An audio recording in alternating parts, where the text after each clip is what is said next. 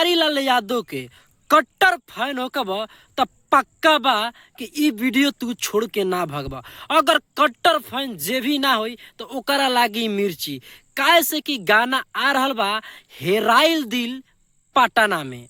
हाँ भाई, हेराइल दिल पटना में जौन ई गाना के पोस्टर आ गइल बा, यानी कि सोशल मीडिया ने खेसारी भैया के चैनल से, यानी कि उनका खुद आईडी से हेराइल दिल पटना में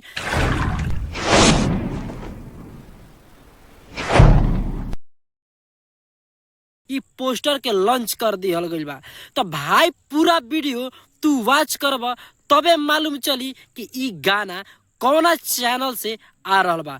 भाई वीडियो के थंबनेल से तारा मालूम चल गइल होई कि हेराइल दिल पटना में आखिर केकर हेराइल बा दिल पटना में। भाई गाना के पोस्टर जब ऐसन बा तो गाना कैसन होई। हाँ, गाना कैसन होई, कमर में दागी तू गाना सुनले के बा। वही गाना के राइटर कुंदन प्रीत ये गाना के भाई लिखले बाणे। अब तू इतना समझ जा कि पूरा वीडियो के डिटेल हम बताइब। जब तक के अगर अभी तक तू ये चैनल के सब्सक्राइब ना कैल बा तो चैनल के सब्सक्राइब कर लियो, तबे खेसारी लाके तू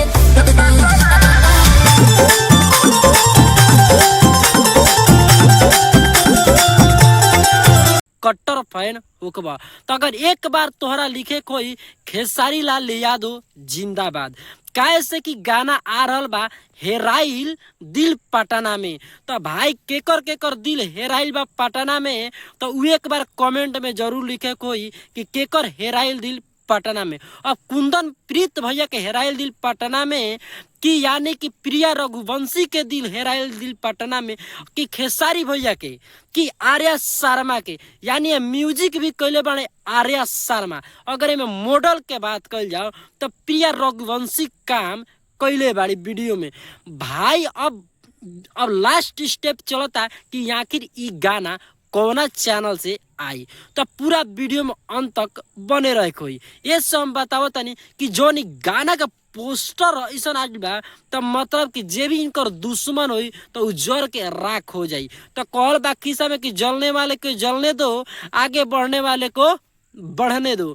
तो भाई हो, ई खेसारी लाल भैया के गाना मतलब कि जैसे भी लगन बाकी ही बा, ये से गाना हेराइल दिल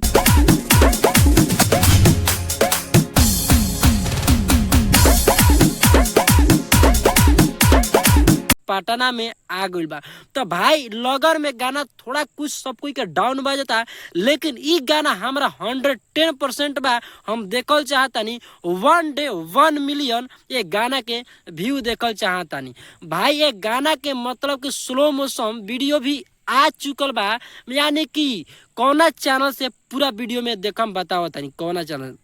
ये वीडियो यानी कि स्लो मोशन आ गइल बा, यानी कि स्पीड भोजपुरी रिकॉर्ड से, स्पीड भोजपुरी रिकॉर्ड से ई गाना रौरा लोग के बीच में आई। ये गाना के यानी पोस्टर पर डेट नहीं लिखल कहिया, लेकिन गाना यानी कि काल ही रउआ लोग के बीच में ई गाना आई। तो भाई अब पूरा ये वीडियो के देखे कोई आ भैया का प्यार और आशीर्वाद दे। अगर जे भी खेसारी भैया का कट्टर फैन यहाँ तक वीडियो देखल बा तो चैनल का सब्सक्राइब और कमेंट में एक बार बताइए कि वीडियो के रिव्यू हमारा कैसा लागल। तो चलिए नेक्स्ट वीडियो मिलता नहीं, तब तक खातिर एक बार लिखे कोई जय हो खेसारी भाई के खातिर एक बार हो जाए, यानी कि पूरा बिहारी गाना बजावे कोई भाई।